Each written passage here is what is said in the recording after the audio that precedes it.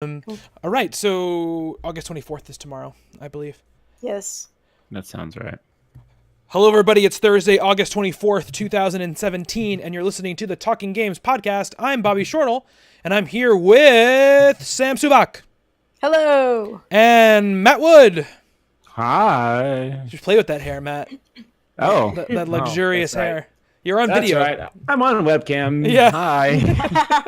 Oh, Sorry. man. So yeah, we are back. I'm back. Thank you to Hugh and for all of you guys for filling in last week and holding down the ship as crazy as it was. You don't have to thank us for that.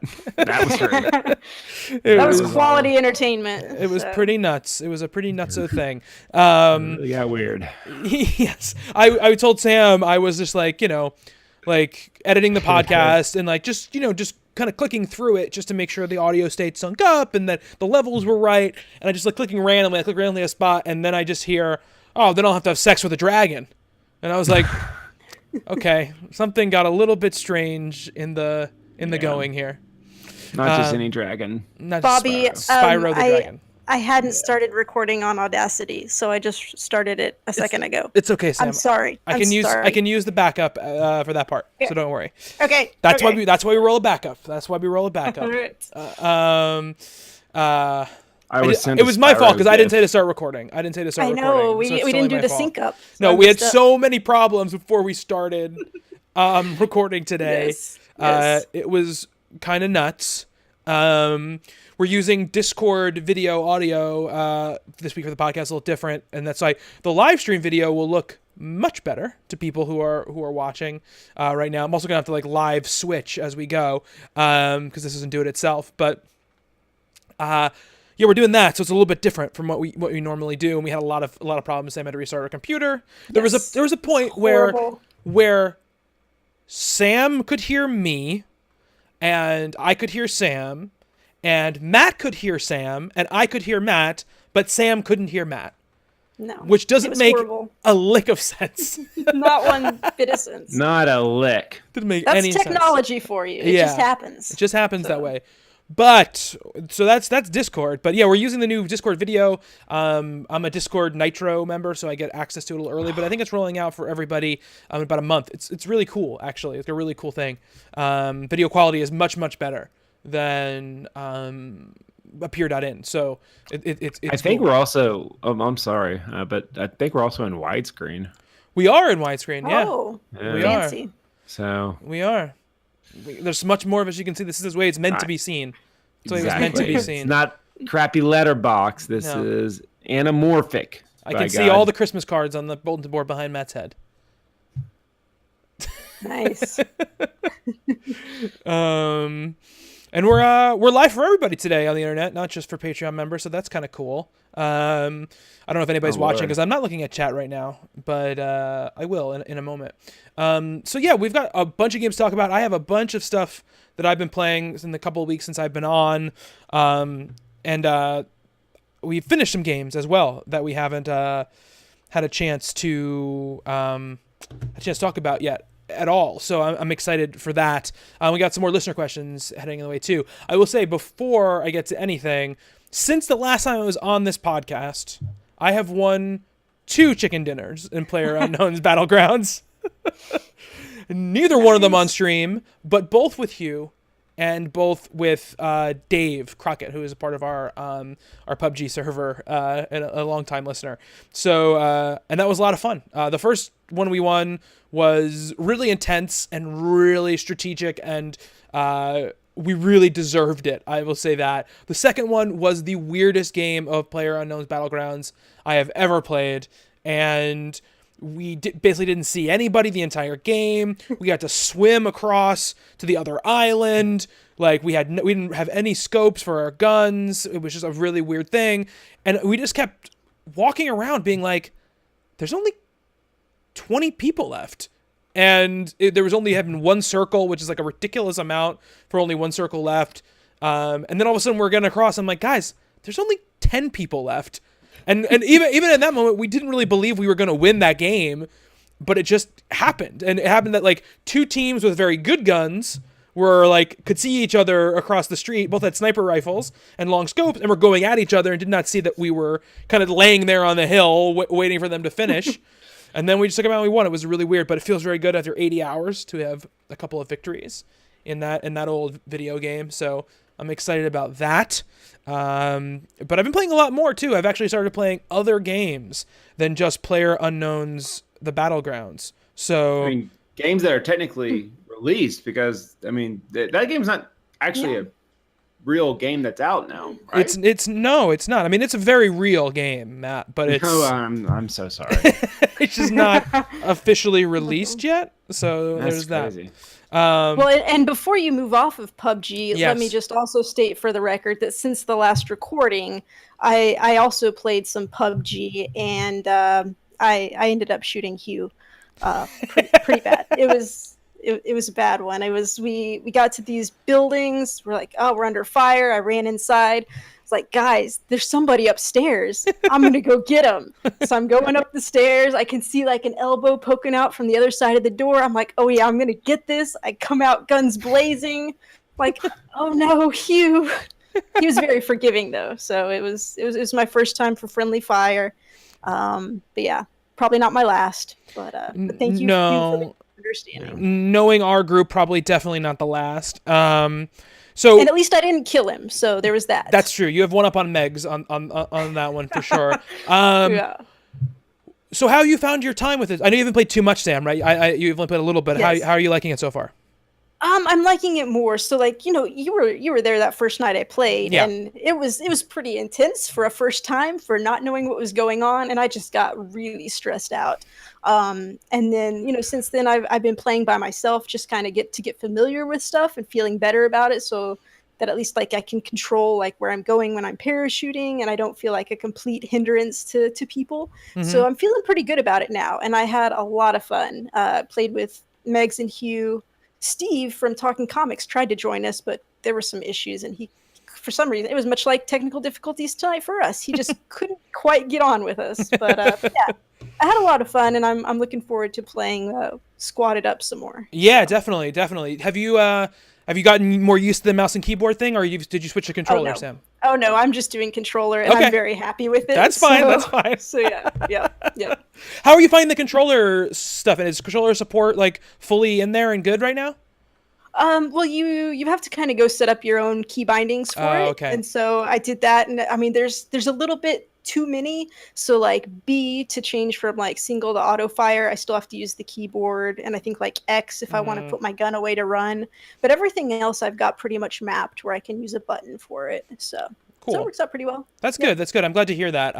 Yeah. Yeah, I'm very fascinated to see, like I said, when it comes to console and how it goes, because everyone will be using a controller then. So it's Yeah, going to be interesting yeah. to see how that all works together into one, for sure. Yeah, and we have like the PUBG Invitationals going on right now at Gamescom, and they did a big announcement. They showed images from the new map and stuff like that. So a lot of stuff coming, and there's a big update coming at the end of the month. So I don't know what that's going to be.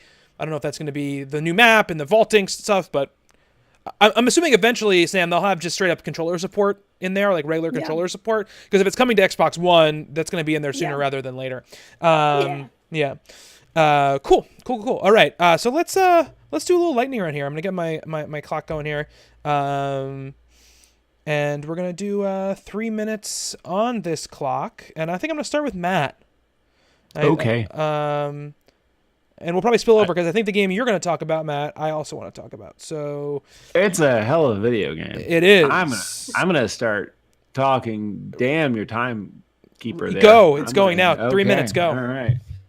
Sonic Mania is it's a hell of a video game. It's a hell of a video game for your Nintendo Switch. Mhm. It is absolutely perfect on that platform. As a matter of fact, wouldn't have bought it for the PlayStation 4. It was one of those cases of I knew it was coming out. I was always interested in it. Every time I ever saw like a trailer or anyone discuss it, I was like, that looks like a great video game. It looks like a lot of fun. And I was like, I'm probably gonna buy it, but I gotta wait till it comes out because let's face it, it's not like I've been burnt by Sonic the Hedgehog. And that's not a reference to last week's discussion. Oh boy. Oh boy. But no, I've played some pretty bad Sonic the Hedgehog games. Even that like Sonic the Hedgehog 4 it's a pretty crappy video game. That's a very bad video game. Yeah, not good, and I heard good things about it, and then it's kind of like I don't want to spend $40 for it, and so I was like, okay, I'm not going to buy it. Then I actually looked up to see how much it actually cost, and it was $20. And I thought, well, I then picked it up, and it's really good. That was a really good one of those. It plays like an old Sonic game, but it does have a few bells and whistles. I like some of the throwback references. I like in the second stage, like the boss battle is essentially Puyo Puyo or Dr. Robotnik's Mean Bean Machine, which I thought was a brilliant Easter egg. There's all these little like references, whether it be like music from the older games. Like the one of the bonus stages is kind of like a Sonic R-ish Sega Saturn type of game. I don't know. It's a ton of fun. It has its problems, but Sonic's always had its problems. I think people that are a lot of the complaints that I've been hearing, I think they're fair, but I think when it comes to a faithful reimagining or remake of a Sonic the Hedgehog game, those complaints are like part of the experience. So overall, I really love this game, and I loved being able to just play it on my Switch. As a matter of fact, I don't think I've played it on the TV yet, and that's like the first game I've gotten for the Switch that I can say that. I usually play on the TV when it comes with the Switch, but for whatever reason, it just feels right to be able to carry this thing around. Doesn't exactly get me excited for Sonic 2020 or whatever. Generations? Is that what it is? That can't be right. No, it's some. I don't know what it's called. That can be right because it sounds like a bad name for a video game. So that's probably it. Yeah. But definitely. Okay. I don't know. I feel like Christian Whitehead, who made a lot of the iPhone ports. I mentioned it when I was talking about that Sega Forever thing. That Sega seems like they've forever abandoned it. He made that iPhone port, which is actually pretty good. It just seems like a really cool one of those, right. There's nothing new about it, and honestly, I think that's what makes it so good is that there's nothing new about it. I'm done. It's a very good video game. It's worth $20 if you have a Switch. You might as well.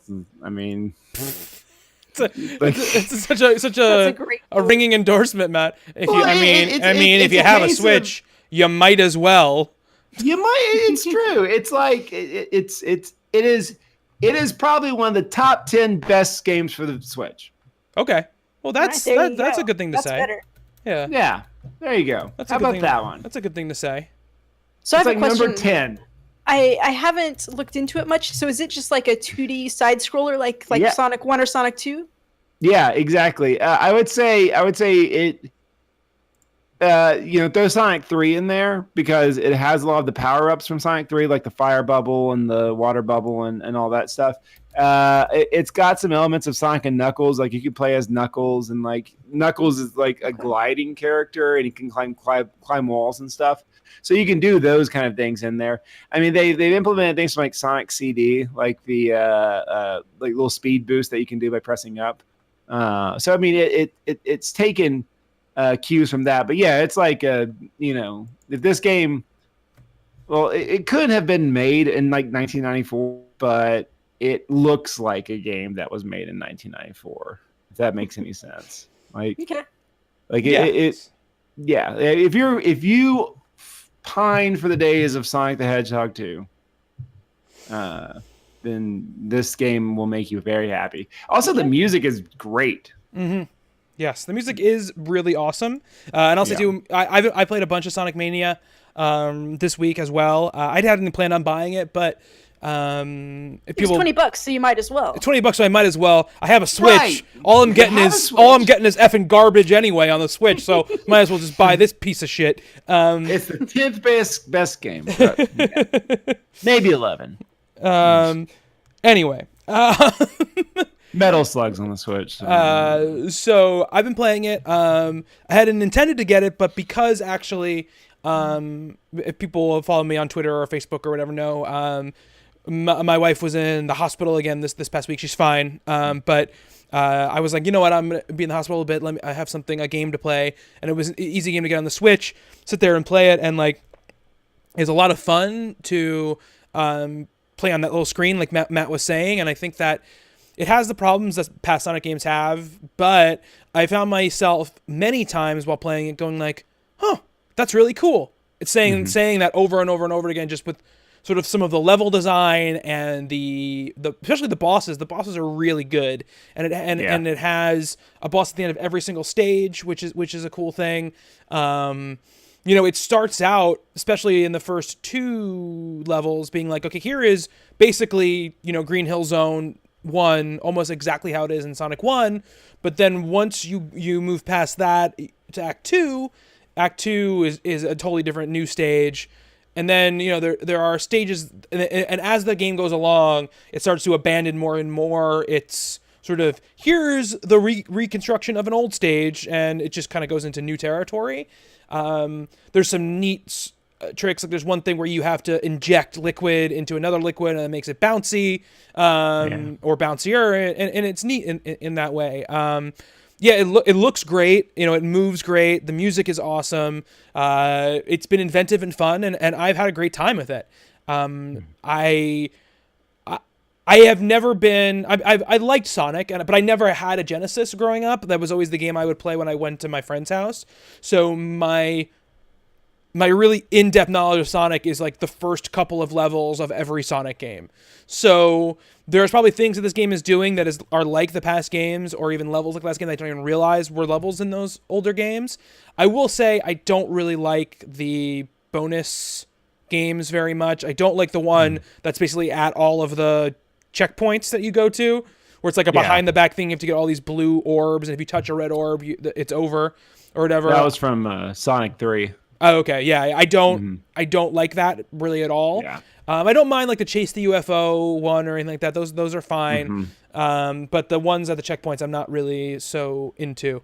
But yeah, there's things like I'm not good at like the thing where Tails jumps in the air and starts helicoptering and grabs Sonic and lifts him up. Like I know kind of what I have to do, but I always miss it, and I always like end up pushing Tails like to like the top of like the board, and then I have to like push the down stick to get him all the way back down again.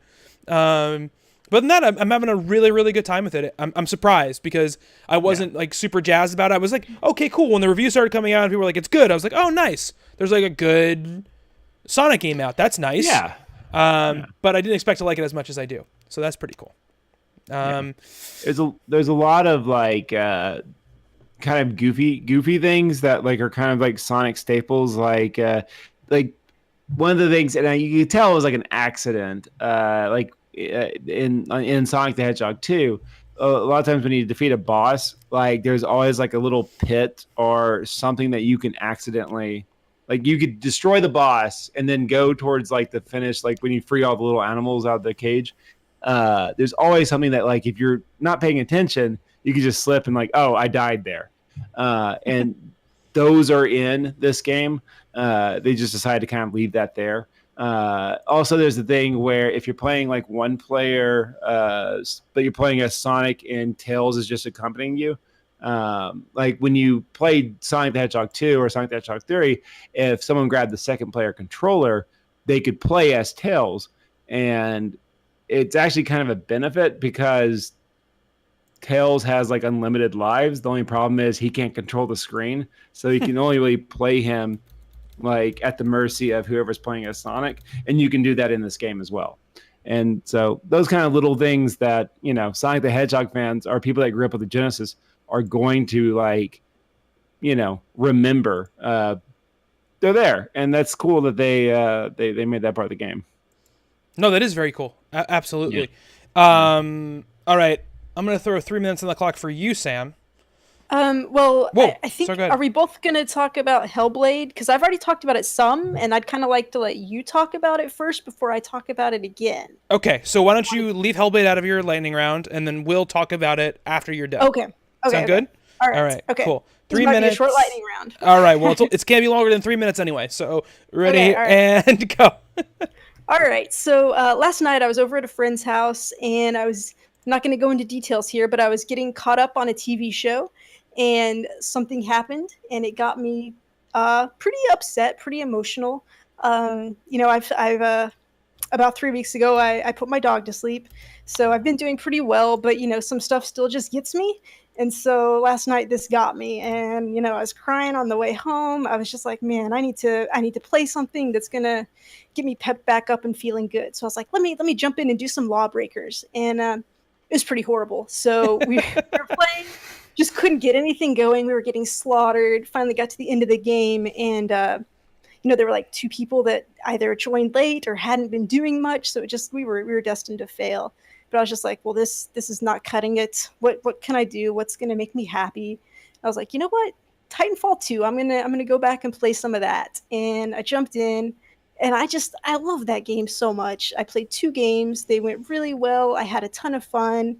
Got perked back up again, and I'm just like, you know what? I think like this is my comfort food kind of game, like, because it used to be Overwatch, I think, but I've been away from that for quite a while. So it's nice to have that figured out. When I need it, I can go play Titanfall 2, and that's going to be the thing that's going to perk me up. So that made me really happy last night, playing that and just realizing that I had that for me. So there's that, and then speaking of Switch games, I finally started playing Zelda, and I've been having a blast with that game. I know you guys have talked about it to death, but there's just something. As soon as I started playing it, it was just so relaxing, just going around, figuring out stuff to do, fighting guys, and it was just so like stress free and just fun. So I've really been enjoying that. I get the happiest when I am cooking food, because I just love that little song that plays. So I'll just like cook food for like 30 minutes, just like to hear the song and make different stuff. I'm not very far in it yet. I think I've played probably about 15 hours, but a lot of that has just been me wandering around, not doing anything terribly productive. But yeah, I've been really enjoying it and keep looking forward to playing more. But really, that's all I have to talk about right now until we get to Hellblade. So. You only had 26 seconds left, Sam. So you did you did a good job. I can just talk. Exactly, you did a good job. Yeah, I mean, I think that having that sort of comfort game like that is really important and really cool, And I think, yeah, for me for a long time, it was Overwatch. It was the game that I knew if I could just like, I don't know what I want to play. I'm sort of like in a crappy mood, or I'm not feeling great, or like I feel a little anxious. Like, let me just turn on Overwatch and play it for a couple of hours or an hour, and it was always the game that kind of calmed me down. So, yeah, I think it's important to have a game like that. And I'll say too, Cody has been fantastic for me. He's been a great friend. He wasn't on last night, otherwise I would have played with him, and I'm sure like within minutes he would have had me feeling good as well. But he's just, he's always there for me, and I mean, I feel completely comfortable, crying over the microphone with him just about stuff. So he's a great friend, and I'm really lucky to have him, and I'm just happy to have talking games be part of my life right now, because you guys have meant a lot to me, and just doing stuff, making videos, it's like it helps me. So I really appreciate. Oh man, I get emotional too easily, but yeah, you're gonna get us all emotional, Sam. I know. Okay.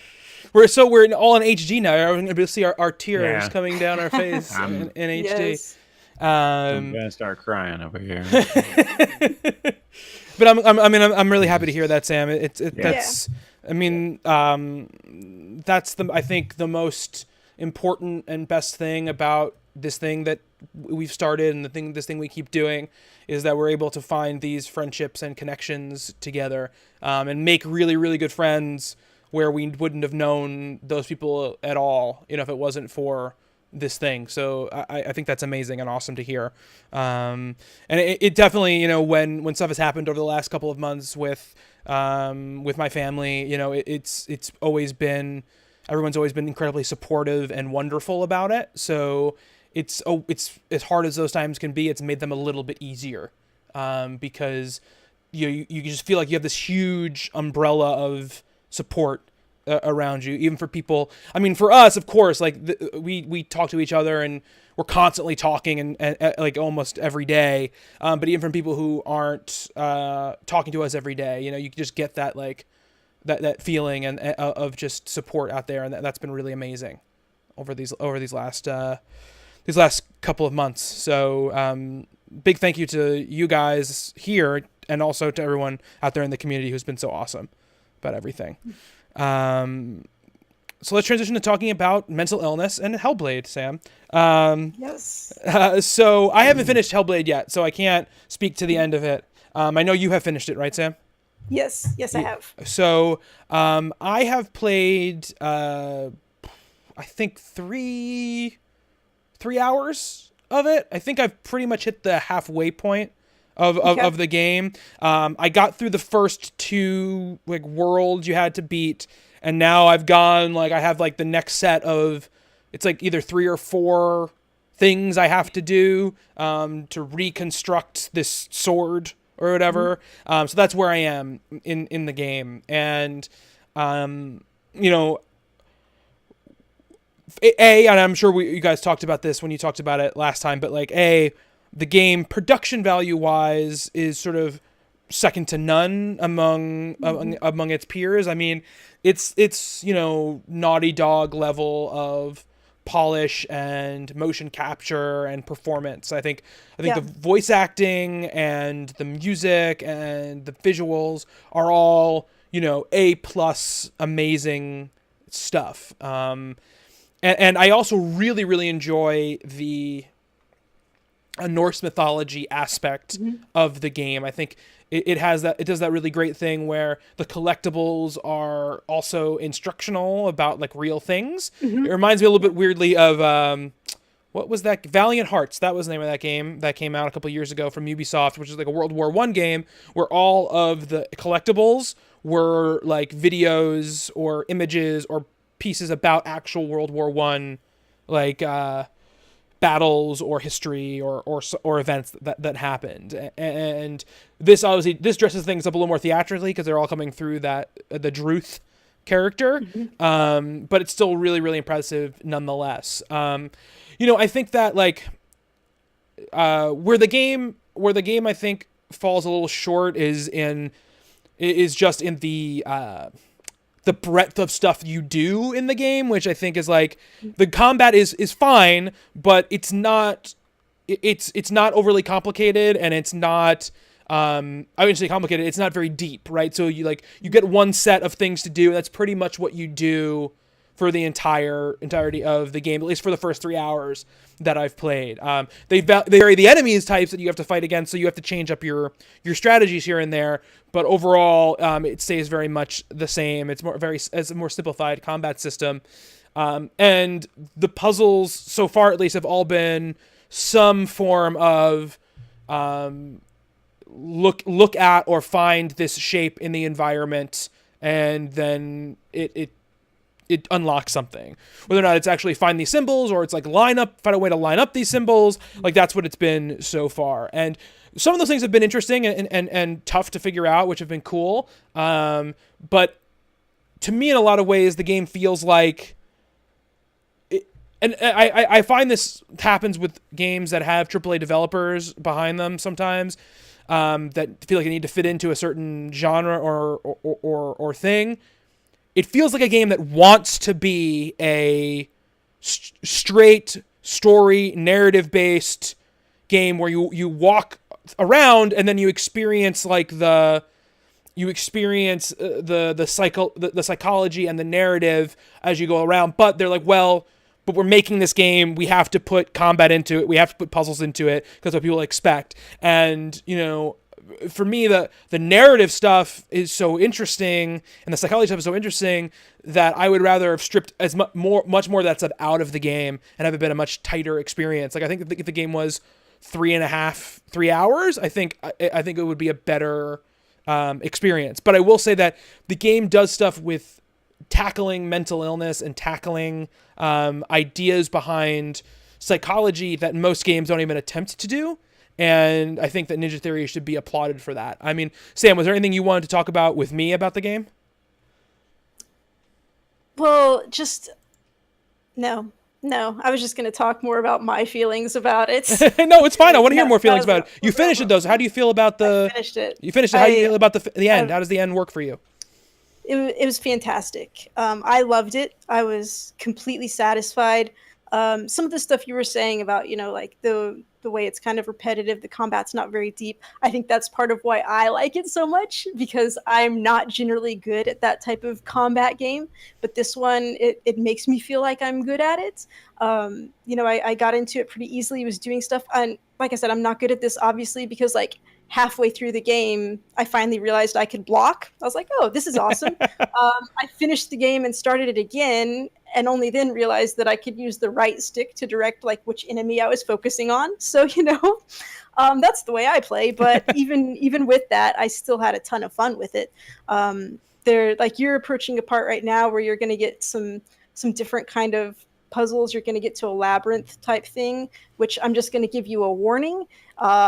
That labyrinth is tricky for finding your lore stones. I missed 3 lore stones in there, and if you activate all of the lore stones at the end, you get a special video clip revealing some more detailed stuff from her past that you won't get if you don't have them all activated. So I missed out on that, which is why I had to go back and start the game again to go get those so I could get that final trophy. But I also do want to go through again all the way to see that clip. But it's and also just after finishing it, all through the game, you're hearing these stuff, you're feeling the stories, and you're relating them to the game and how that works.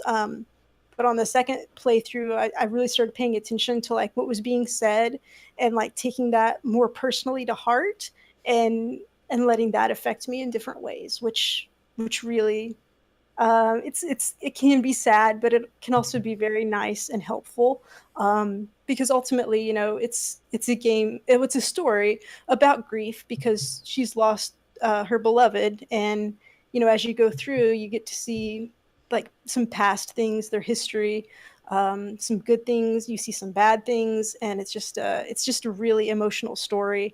And I think that's what really gets me about a game, is if it can pull me in and get me feeling deep emotions. So this one definitely does that. I don't know. I think it's fantastic. I was also thinking that they can excuse me, they consulted mental health experts, and I'm not putting it past them that there might be subliminal messages in this game, like telling me to love it so much and to keep wanting to play it, because it's crazy how much I love the game.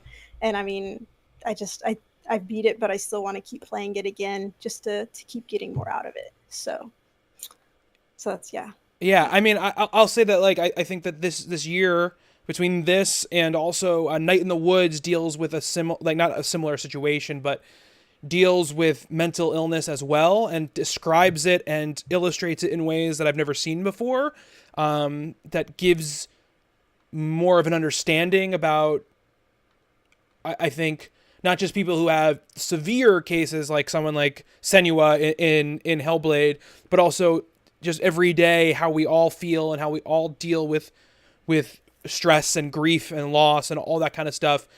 It can categorize and illuminate those things in a way, because it gives you a perspective maybe you didn't think about before. And I think that it is really interesting and really cool. And I'll say, like, I don't want the combat in the game to be harder or more complicated.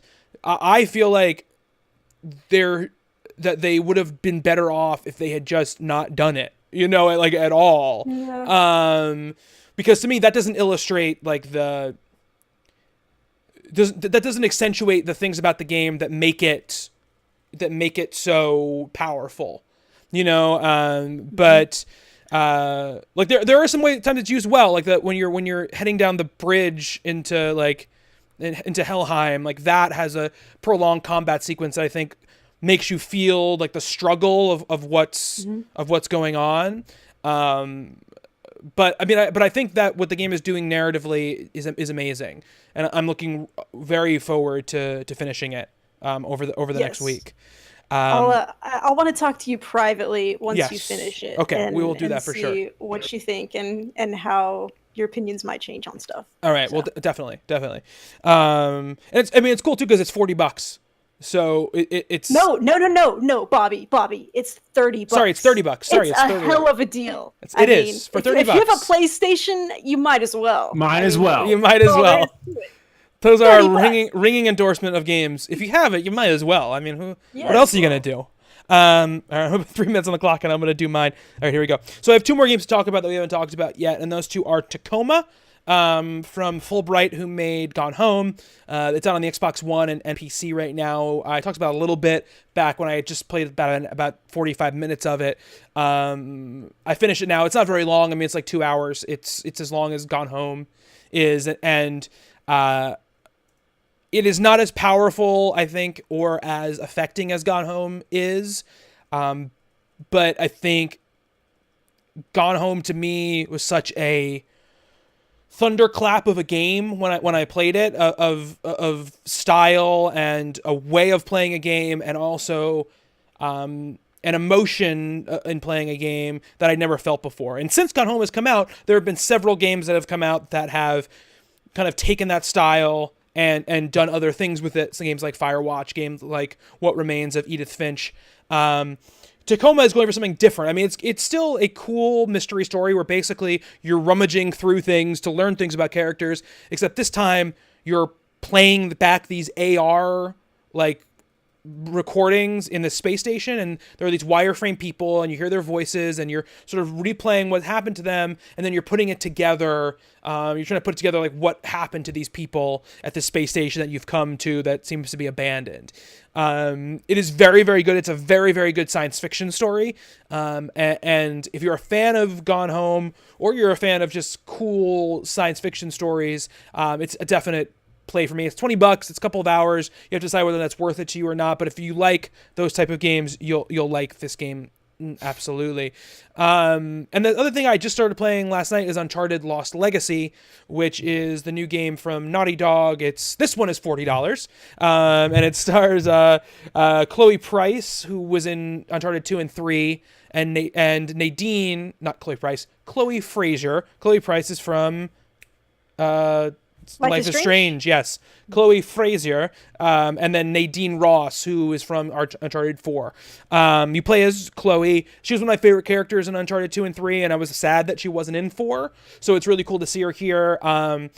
It is a very much an Uncharted game. Like, it looks amazing. The performances are unbelievable. The facial capture is top notch. It has all the production values of a full length Naughty Dog game.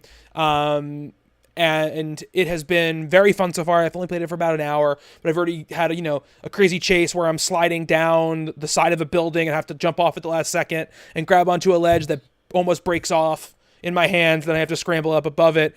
I'm excited to play it. It's probably like 6 to 8 hours, I think. So it's like almost a full length Uncharted game, and it's really good so far. I started playing it, and I was like, yeah, I can definitely go for an Uncharted game right now. So I'm excited to play it. I think it takes place after Uncharted 4. I'm not sure about the time frame, but the Nadine character mentioned something that seems like it was probably alluding to Uncharted 4. So, yeah. Looking at so far. Quick question about that, because I mean, it's got these badass ladies that look awesome, so I want to play it. But I've played Uncharted 1, and that's all the Uncharteds that I've played. And I also like sometimes if a game is too heavy in like cutscenes and like slow walking while talking instead of action, I kind of lose interest. So how does this game, like, what's the ratio there? What do you think? Well, there definitely isn't a lot of slow walking and talking in Uncharted. There are cutscenes, but the Uncharted is much more a like, you jump off a ledge and when you land, the camera cuts and all of a sudden you're in a cutscene, and then it like, just dynamically comes out of the cutscene and now you're going again. If you're worried about not having enough action, then Uncharted. You don't have to worry about it because Uncharted is a game that's full of action. You will shoot a lot, you will jump a lot, you will run around a lot.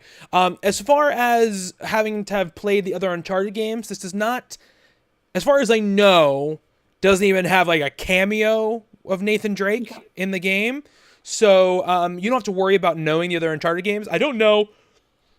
I'm only about an hour in, so I don't know how much like Chloe references the stuff in past games or if that comes into the plot at all. I don't think it's going to, because Nadine is not a character who is intrinsically involved in any of the past Uncharted games other than 4, and she's sort of an antagonist in that game, so she's not really part of the main thing. Chloe was very big part of 2 and 3. She was sort of like the frenemy character. She was the one who, like, she's good, but she might double cross you if it's really the best thing for her. She's awesome though. The voice actress is awesome. She, like I said, one of my favorite characters from the series, so I'm really excited to play a game with her, for sure. Yeah. Awesome. Thank you. Yeah, of course, Sam. So, hey, Matt, have you talked about this? Have you played the Uncharted games? Oh yeah, all of them. Okay. Are you interested in this one? I like Uncharted quite a bit. I'm probably gonna wait on this one. I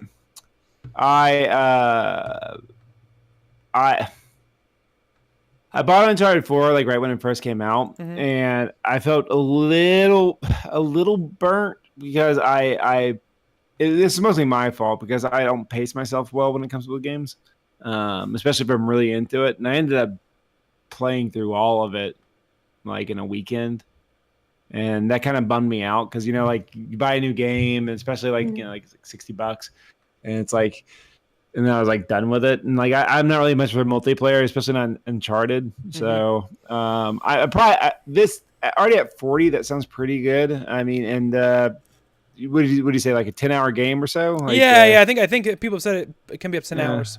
That's about the length of the first one, right? I think so. Yeah, I think so. Yeah. So yeah, I don't know. I would like to play it, but it also hasn't been that long since Uncharted 4. So no, it's been about a year. Know. Yeah. So maybe it's not. Maybe that's part of it too. Is just I'm not hungry for it, I guess.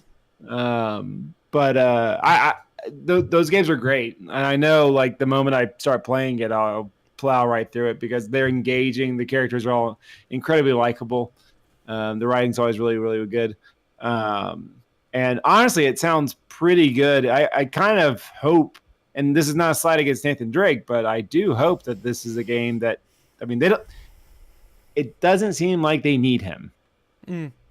So I kind of would like it to be, just let these characters tell their story, and if you want to play the Nathan Drake game, there's plenty of those. So like I like the sound of that. I like the sound of like kind of exploring other characters, exploring their character a little bit more. Yeah, absolutely, and I think that they definitely don't need any more Nathan Drake games. That's for sure. Yeah. Like, I mean, like you said, I like Nathan Drake. I love all of those games, and I think that they told really good stories. And the fourth one was an amazing high note to go out on for that series. Yes, yeah, I really do feel like it would almost spoil it a little bit because that was such a good ending, and it's not often that video games really stick the ending. No, and they did a really good job. Like, it was incredibly satisfying, almost to the point where it was uncomfortable with like, oh, this is good. I'm happy for him. Please don't touch it. Yeah. Please just let him. He's ridden off in the sunset. I don't need a crystal skull. please. No, definitely not. Definitely not. Yeah. Good games. I kind of want Naughty Dog to do something new. Yes, and I think that I said this after, what was it, PSX last year when they announced The Last of Us 2. And people are very excited, and don't get me wrong, I am also very excited. The Last of Us is a fantastic video game. It's got one of the best stories ever in a game, great characters. I did not want them to do The Last of Us 2, like, at all. I just want, because they're just so good. They're such a good developer. Like, Last of Us was so amazing because they had done Uncharted 1, Uncharted 2, Uncharted 3, and it was like, now here's their new thing. You know, they're doing The Last of Us. Cool, one-off, like, really good story, a really great ending that was totally up to interpretation, how you were going to take it. Then they did Uncharted 4, and I was like, well, of course they're doing Uncharted 4. I wish that they didn't do it, but they did it. It was very good. So I was like, okay, cool. But let's see what the new thing is going to be. And then I was like, Last of Us 2. And I was like, okay, like, I'm sure it's going to be excellent, but I just want to see what you can do that's not this stuff. And I understand they have to pay the bills and all that, but they've proven themselves. Like, you know, Last of Us was a new property, and it totally killed. Like, they're at a point now where anything they make is going to sell well. Yeah. Like, so I get it, but at the same time, I'm not thrilled for The Last of Us 2. And I'm like you. Wonderful game. It was a terrific game. It was, you know, but I have no desire to revisit that world. Yeah, me neither. Sam, are you the one that doesn't like The Last of Us? Well, I haven't ever finished it because you didn't like that slow walking and talking, and I was just like, oh my god, can't I just like shoot things and be done with it? So get it, you have problems. Come on. Yeah, like when I play all the games that I have and I have nothing to do, maybe I'll try it again. Oof, a lot of ringing endorsements of games on this episode of Talking Games. I mean, if you got a Switch, why not? If I'm done with all of the other games I have to play in my entire life, maybe then I'll try again to play The Last of Us. If it's there and if I get pneumonia or something, I guess I'll look at it. It's so funny because, like, Sam, you say that, and like we're so opposite in this manner because, like, to me the worst part of The Last of Us is the part where you shoot the gun. Like, it's the last thing I want to be doing. I want to be doing all of, like, the walking around and talking and, like, the story stuff, and then I'm like, I guess I have to shoot a bunch of flower zombies now. You know, like, that's well, like you said, you know, like if it's just a straight story game with nothing else in it, and it's a good enough story, then I'm in 100%. Like, Gone Home, I love that. That's one of my favorite games ever, and it's completely different from what I normally play, but it was so well done, and it didn't try to throw in other stuff that wasn't necessary. It was just, you know, here's what you're doing, you're learning this story, and if it's that way and it's short enough, then I'm gonna enjoy it. So I have a friend, and every time Last of Us comes up, it always makes me think of this. He loves video games, but if he gets stuck in a part, he is the biggest fuck this, I'm done, you know, kind of guy. And his moment with Last of Us was because I asked him, we were playing at the same time right when it came out, and I asked him, like, did you beat it? Did you love it? And he's like, nope, got that part where I got caught in a trap and I hung upside down and I had to shoot a zombie, couldn't do it, fucking I'm done. like that's it? Really? Like, you're not gonna nope, done. Okay. All right, it's a good story. I don't care. That's really funny. Yeah, I mean, don't get me wrong. I have those moments for myself quite a bit. And Last of Us was a game I picked up, I played for a little bit, and then just stopped playing it. Like, I was like, okay, I got frustrated in a part, and something else came out, and I was like onto that game, and I just left Last of Us behind me. And then a couple of years ago, I was like, no, I'm just gonna beat it. I'm just gonna play it and beat it because I want to be able to do it. And I played the PS4 version, the remastered version, and it looks amazing and all that kind of stuff. So, yeah, I mean, Uncharted Lost Legacy seems cool, and I'm definitely gonna play through. It's amazing that the game is $40 and has like the full bore Naughty Dog production value behind it, which is pretty neat. Yeah, because those are very attractive video games. They are very, very pretty games for sure. We never ever will say that against Naughty Dog ever. Yeah. So let's do some listener questions here. The previously mentioned Cody Tetrick has a question for us. It says, "What's your first video game memory?" Sam, why don't you start? Okay, so when I first heard this question, like the thing that sprung to my mind was like being in elementary school, probably like 3rd or 4th grade. I don't know. I had a friend who her mom would babysit me and my sister after school, and they had an NES first. And I remember just playing Super Mario Brothers 1 over there at that house and just loving it. We eventually got an NES ourselves. But then when I was thinking further, I'm like, wait, that wasn't my first video game. Back when I don't even know how little we were, my dad was into computers, so we had the old Commodore 64, and we played games on that. And the one I remember most is it was called Forbidden Forest, and like you had like I think a bow and arrow, and you would have to go shoot like bats and like spiders. And then I remember like the first boss was like a dragon, and we played it a lot, but like never got very far. I don't know if we ever even got past that dragon, but that one's probably the actual first video game that I had. So cool. Yeah. Commodore 64, man. Yes. What about you, Matt? Oh, sorry, Sam. Sorry, no, go ahead, Sam. Go ahead. What were you gonna say? Oh no, I was just saying my parents are moving and we were just cleaning out the house, and so I just found all these old Commodore 64 discs, and I don't have the heart to throw them out. So Don't ever throw out old video games. It's a bummer unless it's like a sports game. Then fuck that shit. Throw that to the sharks. All right. What's your first video game memory, Matt? I mean, we always had like a NES at growing up. So I remember that my grandmother had an NES, and she had like weird. Your grandma sounds awesome. Yeah, no, she's pretty sweet, man, and still alive. She's still pretty sweet. She's older. Doesn't have any video games anymore, but whatever. She never played them anyway. Yeah, she had like Mario. She had Mario 3. We didn't. So that was, points towards grandma. But one of my earliest, and I know it sounds like, oh my God, is he seriously talking about DuckTales again? But when I was about 6 or 7, my dad built us. He built his own house. That was his thing. Like he always wanted to be able to build his own house.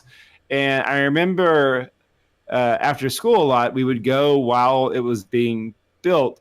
And my dad's an electrician, so he knows a lot of contractors and things like that. So it was pretty much, his design. It was, it was a slow build, but it was probably like a year or so. I remember going to like that partly finished house and going to what was going to be my brother's room. And we had like a black and white dial TV with an NES and DuckTales. And, like after school, like we would have to stay like in an unfinished house for like 4 hours or 4 or 5 hours or so. And we played DuckTales and stuff like that. I remember that was a pretty awesome memory. And it is the best game for the Nintendo Entertainment System. I'm just going to just drop you from this call. Okay. And end this madness right now. Wait, I can't hear Matt anymore. It's what's going on? Yeah, I can't hear Matt. What? I can't. Happening. Me either, Sam. I can't hear him for whatever reason. And Prince won't let me switch to his video. I don't know why. I don't know. It's understood. So for me, actually, Sam, my first like real crystallized video game memory is probably Mario Brothers. Like as boring as like that Super Mario Brothers. Sorry, and as sort of like typical as that sounds, that's the first thing I can really remember really clearly. But so much like you were saying, my brother had a Commodore 64, my older brother, and an Atari 2600. And I can't really pick out in my brain, going back to my memory of my kid brain, which one I played what on, you know? But I definitely remember my really first memory is probably this like track and field game, which I think was on the Commodore 64, because I think I remember hitting like keyboard keys back and forth to try to make the person go faster, I think. I don't know what game it was, but that's like what is the first thing in my brain when I think about it, sitting in my brother's room at his Commodore 64 and playing games there. That and like I remember playing Combat. That's the one with the tanks, right? Is it the one with the tanks? Pitfall, stuff like that. Those are the first things I really remember playing, but my really first like clear memories are going. I went to my aunt's house once, and my cousin had gotten an NES and had Mario Brothers, and playing that there was really the first like really clear as day memory that I have about that. And this isn't the first memory, but I always remember like when I had my NES, it was like in our playroom at home, and I came home from school one day, and there was like a note from my dad that was like, "I beat Bowser, Dad," and like signed Dad. Oh man! And then the next day, the same note from my mom. So my parents were playing it when I was like at school and stuff, which was pretty cool. So that was a neat memory for sure. I always remember leaving the Nintendo on, like whenever we had to go like church or something. Oh yes, yeah. Like we'd play that morning, and then like, oh, you gotta go to church, like and then like coming home and like either acting like we just turned it on, or like, because if my mom found out we left it on, she was just like, "You gotta catch the house on fire." Those things are made in Japan. They're not reliable. We get a lot of trouble for that. All right, let's see. Next question is from John D, and he says, "What's the most you've spent on a free-to-play game or on in-game currency and items, and in what game? He is this close to buying skins in Injustice 2." I will say for me, I have not ever spent too much money. I think Overwatch is probably the game I've spent the most money in. I've definitely spent at least $60 to $80 on loot boxes in the year plus that game has been out, and that's not like even that much money. But every sorry, is that free to play? No, it's not free to play. He said, or just like a game that has in-game purchases. Yeah. Because I don't think I've ever really spent much on any free to play game at all. But Overwatch is probably the one, because every once in a while I just get I just want to open some loot boxes. Like I get that feeling. Like it especially happens when I haven't been playing the game a lot. I get back into it. I'm just like, I just want to see what happens if I open a bunch of loot boxes. And I'll just like be like, $20, and I'll buy the loot boxes. That's probably the one that I probably spent the most on. It's really one of the only ones I've ever really spent real money on, like in-game items. Like I've bought lots of DLC for other games, but I don't really count that because it's like new content. And I did over the last week, I think I did spend $25 buying crates off the Steam Marketplace for PlayerUnknown's Battlegrounds. Oh man! So I did that because I really wanted the yellow tracksuit, and I got the pants, but I did not get the shirt, which I'm gonna say I'm really disappointed with PUBG's crate things. Like I spent $700 like in-game money. 700 points. Yeah. It's 700 points. I was going to say, Sam. And the only thing in that crate was a pair of pants. Well, yeah. What? Yep. Like, loot games are supposed to give you like 4 things in a crate, not just one thing for all that money. Oh, I'm so disappointed. But yeah. And I'm going to say, I feel you with the Overwatch. I've bought quite a bit of loot boxes there because mine, I was doing it during events when I wanted the event skins. And I have this feeling, this theory that like if you buy a few and you don't get what you want, it's just a waste, and I'm going to be really angry. So I mean, you pretty much have to buy 50 boxes if you want to get something and be satisfied. And so I've done that twice now, and every time I've gotten either what I needed or enough money to get what I needed, and it was satisfying. I have no regrets. But then for as far as free to play, I'm so sorry to say this, a little bit ashamed. I'm like, I never thought I would be this kind of person. But a while back, we were playing Neverwinter, and like I think first I spent just a little bit of money to buy some more storage because, it kept filling up. I needed more space. I was going to buy some storage.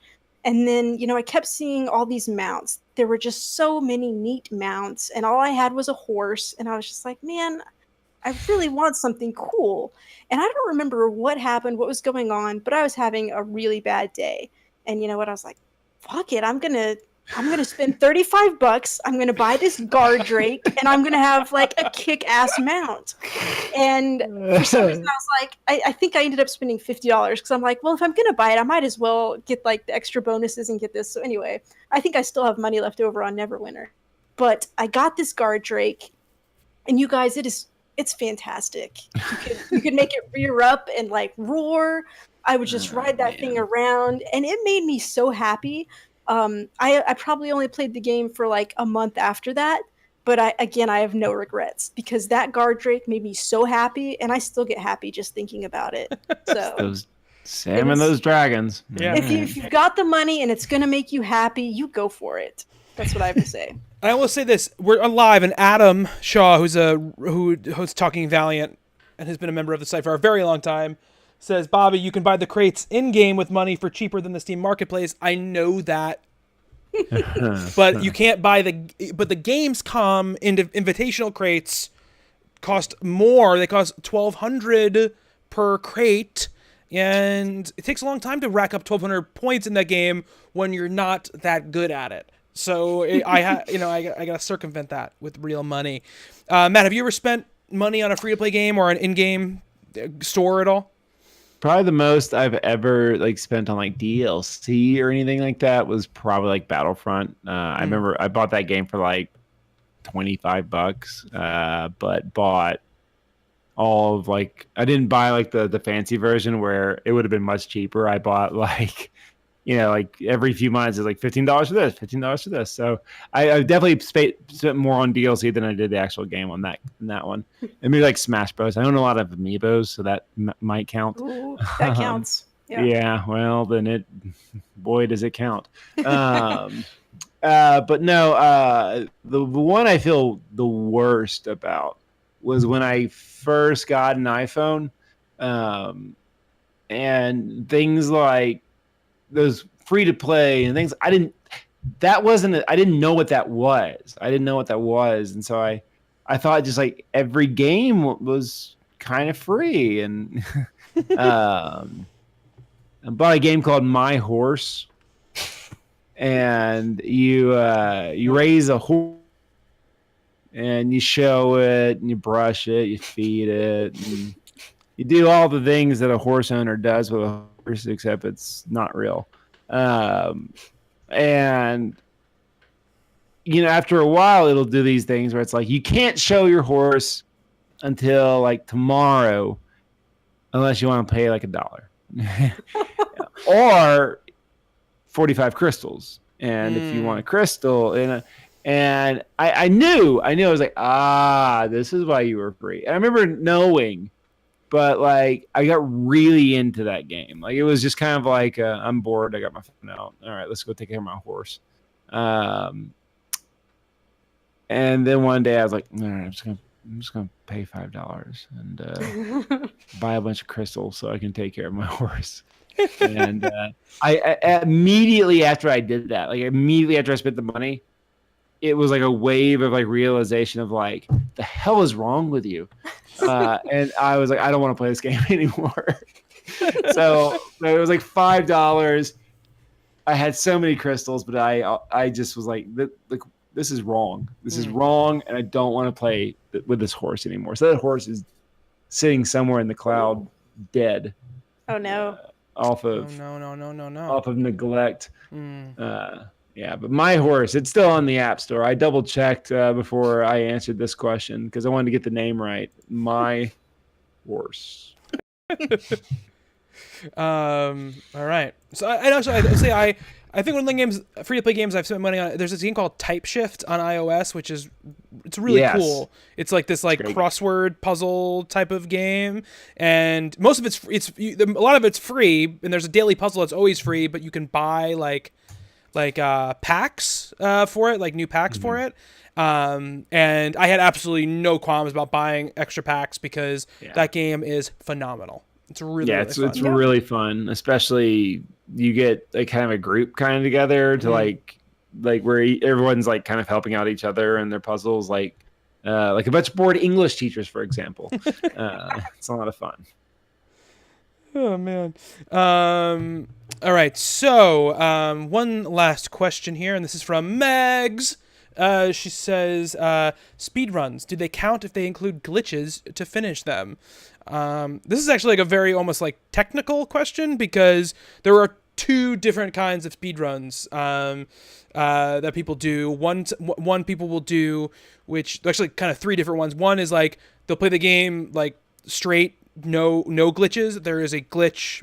There will be glitch runs, and then there'll be actually tool assisted runs where they'll actually use like software to enhance what they're doing. But for me, like the glitch ones are almost more interesting to me because I love seeing the shit in games that they didn't mean to be there that is there. Like, I mean, and the N64 is like the king of this because like they did not know what they were doing yet, and they're like these like crazy shitty walls. Yeah, shitty walls. Like Donkey Kong 64, you can like beat it in like 20 seconds because you just like kind of like do this weird like hop through a wall, and then all of a sudden you're in like the last world.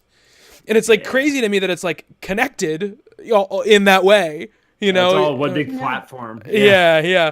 Those are cool. Like the Mario 64 ones are really, really cool.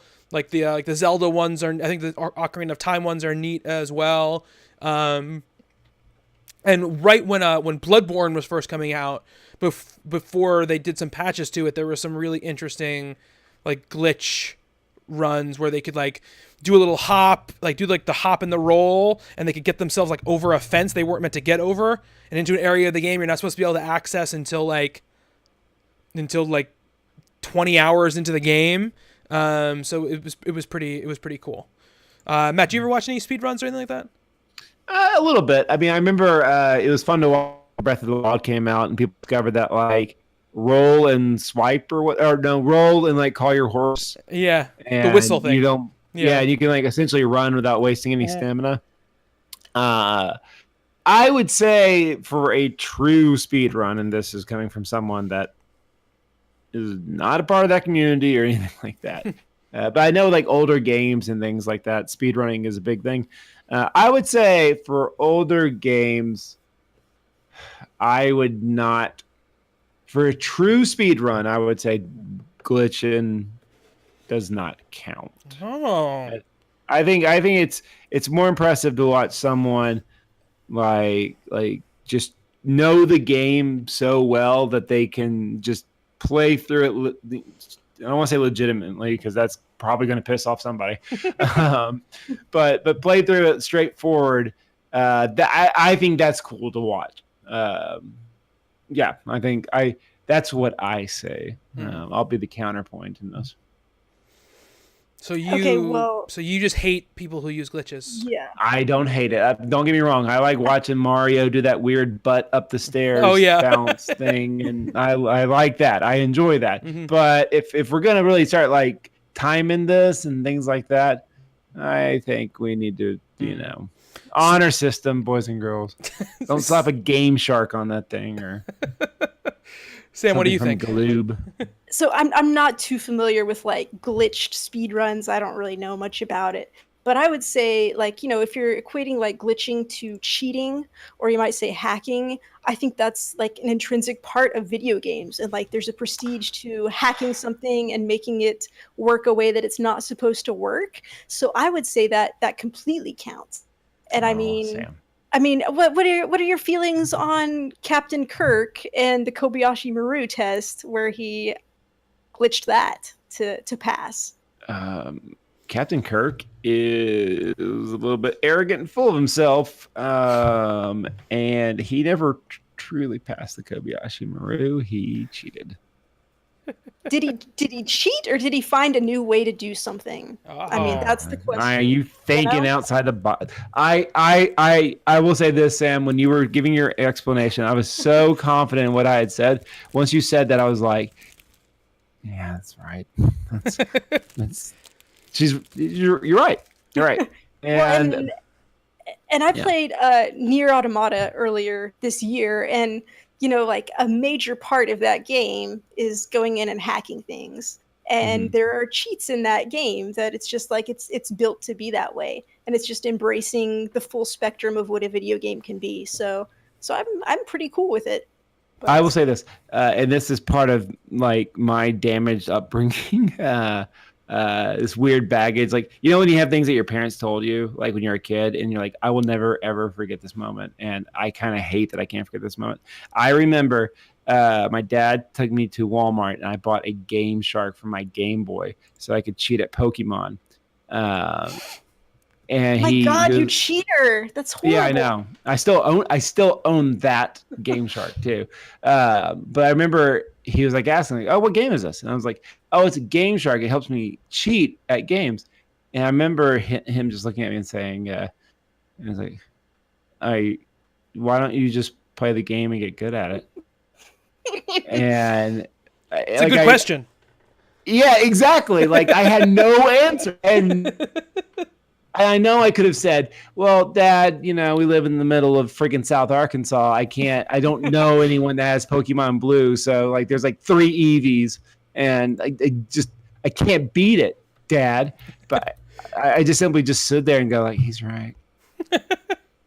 He's you right. back down off of your off your convictions very quickly, Matt. You're right. You're right. I do. I'm a flake. I just need to say one thing. Yes. Meg's sent in this question, and she and I had a little incident earlier today in Discord, and I just want to go ahead and bring this up right now. There was a joke made about watching a video while driving in traffic, and I told her she was going to get a lecture about making that joke. So let me just say for everybody listening, don't text while driving, don't watch videos while driving, don't do anything that can distract you from driving, because you know what? We love you and we want to play games with you. We want you to be around for a very long time. So just be responsible and do not be a distracted driver. Megs, I love you, and I am sorry that you had to get this lecture on the podcast. Well, cell phones were made to break rules. So my point is that no, I'm just kidding. Don't. Matt, you're going to get a lecture off air. Oh no. I will tell you that so people sorry. who don't know Sam, she does like to give lectures about things. I give lectures. You guys, I think I'm older than all of you, and I'm on the other hand lecture people. So Cody's been the recipient of many lectures. Now Megs has got it. Nobody is safe. So just watch out. I do a lot of reckless bad shit, Sam. So. Oh my God. We're gonna have to have a talk. Sam tried to lecture us all on the use of Eastern Standard or Eastern Daylight Time in our Discord chat. Yes. And it did nothing but confuse people. I don't know. I don't wear safety goggles when I mow. Matt! Oh God. Oh my God. Actually, mowing's okay. Like if you were like using like a chainsaw to trim limbs, then you need your safety goggles. But mowing, I'm okay with no safety goggles. Okay, sweet. So, but you're wearing shoes, right? When you mow? No. Matt, do you have all your toes? I still, yes. Not all his teeth, though. I'm just going to say, I mean, you do live in Arkansas, so I think the possibility percentage of things happening just automatically goes up. Yeah. So I just want you to be careful. I was like, where are you going to go with this?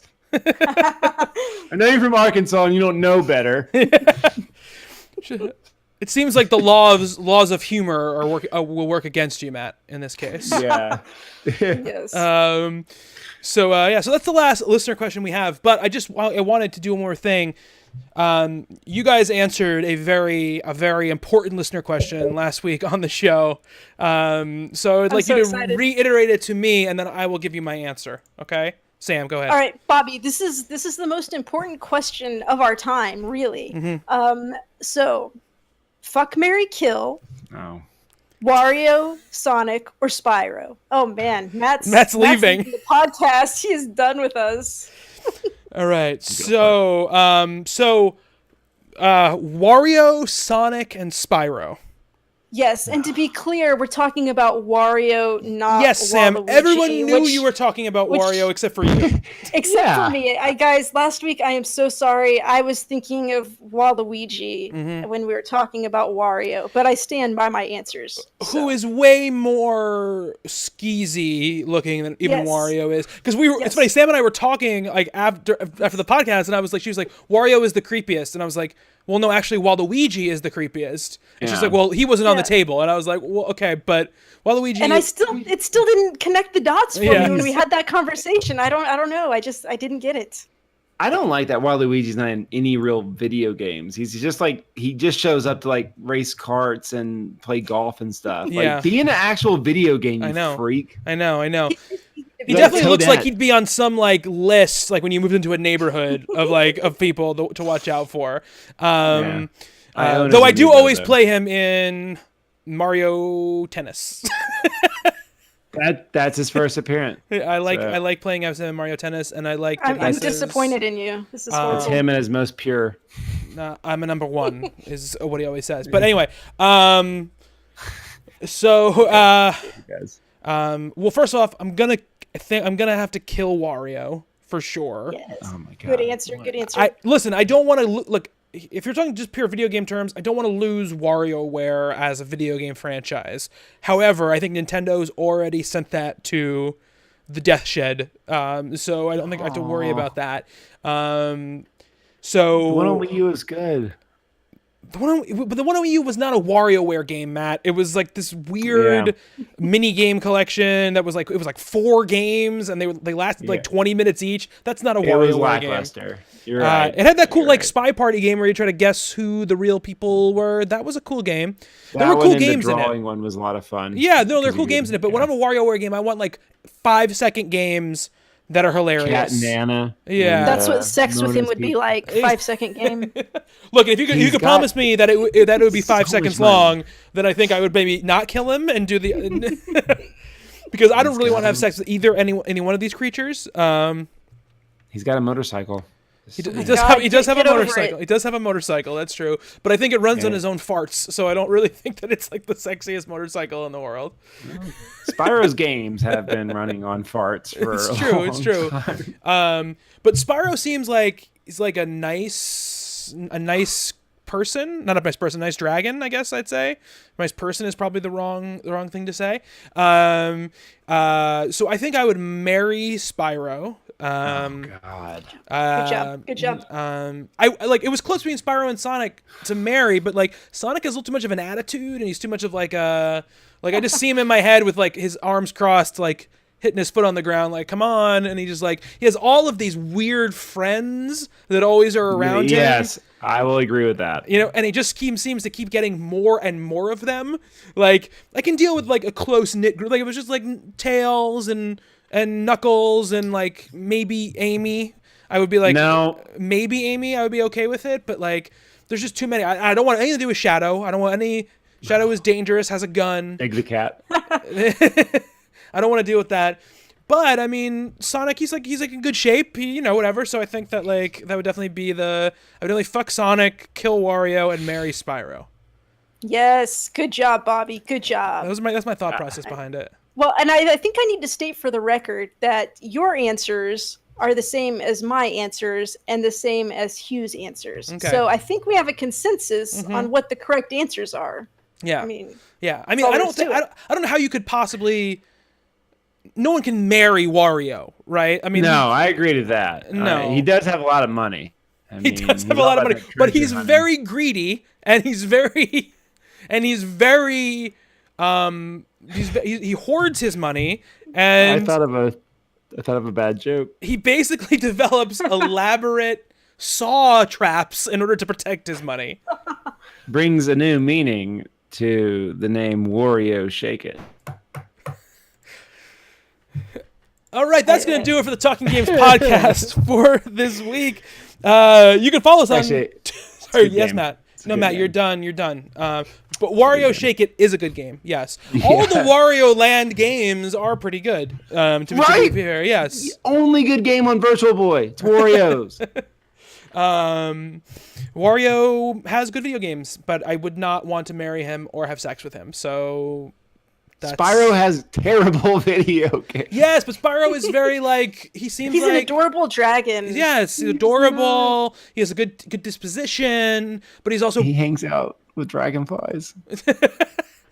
What's your problem with dragonflies? You need to get over it. Of the group of things that any of these characters hang out with, I will take the dragon who hangs out with dragonflies. You think Wario is the same species as Mario? Yes, he's got to be the same species. They have like a similar look. He's got the pointy ears, though. It's true. He does have pointy ears, but I feel like that's just to make him look evil. All right. Isn't he like... He's supposed... I don't even know how is he... Is he related to Mario in some way? He shows up in Mario Land 2 on Game Boy, and he just decides, I'm going to take Mario's mansion, which, whatever. I didn't know Mario had one. No. Well, he's got to be done with all that money he collects. Yeah, exactly. I don't know. I really don't know what Wario's deal is, especially with Waluigi, because he just showed up to play tennis and he's still around.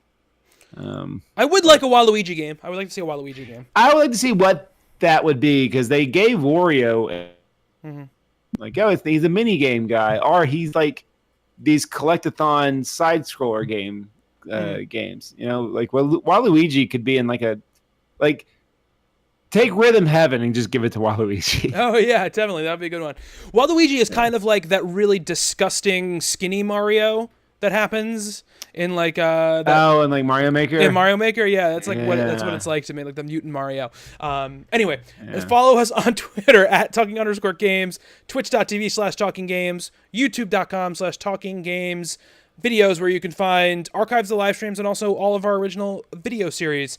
Heroes Hideout and Ladies Choice that Sam is on. She just did a What Is of Machinarium. Oh, that's what I wanted to talk about really quick. My wife could definitely tell you a very good story about my experience with Machinarium, which is I have never been more frustrated by a video game in my entire life. I couldn't figure out this one puzzle. People know Machinarium. You should watch the video. What is Machinarium? That Sam did. It's a it's a puzzle game, and it's basically like it has like almost a hidden object nature to it, where you're trying to find items throughout there and make and to solve the puzzle, stuff like that. There was some puzzle I was trying to find how one thing went with another, and I just could not figure it out, and I was on the edge of absolute madness. Like I was yelling at my wife, like she would try to help me, and I'd be like, what do you think, I'm an idiot or something? Oh, it was bad. The worst when video games spark an argument. Yeah, and so I never played that game again. But you should watch the What Is that Sam did, because a lot of people really love that game, and that developers made a lot of interesting puzzle games like that. You and I did a PUBG stream today. We're usually ones on Friday mornings. I don't know if they'll be the ones Friday morning because my wife and I have a sonogram appointment. So I don't know if I'll be able to do that one. But usually every Friday mornings we'll do a PUBG, Megs and I. Yeah. So obviously subscribe to the podcast, review it on iTunes. Email us, games@talkingcomicbooks.com if you have any longer form messages you want to get across to us. And yeah, you can follow us personally on Twitter. I'm at Bobby Shortle. Sam. I am at SKSUVAK. And just real quick, I want to say one thing. I know that she is never going to listen to this, but August 24th is my mom's birthday. So just happy birthday, Mom. That's all. Thank you. Well, that's very nice. Yes. Happy birthday, Sam's mom. Yeah. And Matt. From Matt. Oh, I'm at Johnny Matt Wood on Twitter and Instagram. So I have that. You do. All the hotness that Matt puts on his Instagram. I'm a follower, and I could not go a day without Matt's Instagram. You sweetheart. Justin is at Joroak, Joroak, and Hugh is H_paz, which is PAZ. I say it like Hugh, H_paz on Twitter. But that's gonna do it for the talking. Whoa, what's Bobby, wrong? Bobby, come on! If you're gonna fucking do that, Kelsey is at Kelsey. Oh Kelsey shit! Sorry. I don't quite know how to spell it. I'm gonna guess KELSSAMUS. One S. One S. Sorry. I'm looking at it on this thing right now. One S. KELSAMUS. Yes, that's true. it. That's true. There we go. All right. And you should feel ashamed of yourself. I do Bobby. feel ashamed of myself. I'm very, very sorry, Kelsey. She's interesting to follow on Twitter because Yes. If you're gonna follow any of us on Twitter, if you're gonna follow any of us on Twitter, it should be Kelsey. So most definitely, she does just tweet stuff. It's a very, very Might as well. So now that's gonna do it for the Talking Games podcast for this week. Thank you, Sam. Thank you, Matt. Thank you, Bobby. And thank you to all of you who are listening. Until next time, be good to one another.